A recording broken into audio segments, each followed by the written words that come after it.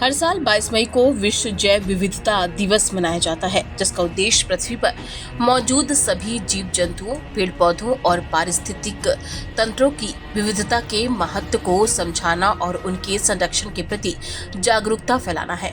जैव विविधता न केवल पर्यावरण का संतुलन बनाए रखने में सहायक है, बल्कि ये हमारी आजीविका, भोजन, जल और स्वास्थ्य के लिए भी अत्यंत आवश्यक है। इस अवसर पर छत्तीसगढ़ के कोरबा जिले की जैव विविधता को विशेष रूप से रेखांकित किया जाना चाहिए। कोरबा केवल औद्योगिक दृष्टि से महत्वपूर्ण नहीं, बल्कि यह जैव विविधता के मामले में भी एक अद्भुत क्षेत्र है। यहाँ के सघन जंगल और पर्वतीय क्षेत्र अनेक वन्य जीवों और वनस्पतियों का घर है, जो इस क्षेत्र को पारिस्थितिकी की दृष्टि से अत्यंत समृद्ध बनाते हैं।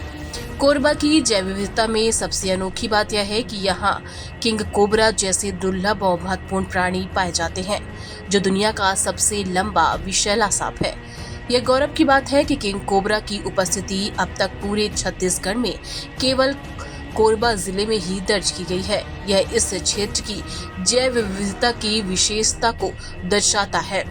इसके अलावा कोरबा के जंगलों में हाथी, तेंदुआ, भालू, जंगली बिल्ली, सांबर, शाही, कहट, ऊदबिलाव, उड़न गिलहरी, कबर बज्जू, हिरण, लंगूर, विभिन्न प्रजातियों के पक्षी, सरीसृप और कीट भी बड़ी संख्या में पाए जाते हैं।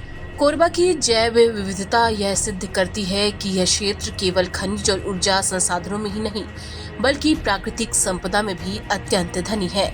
इस समृद्ध वन्यजीव को बचाना और समझना न केवल पर्यावरण के लिए आवश्यक है, बल्कि आने वाली पीढ़ियों के लिए एक जिम्मेदारी भी है।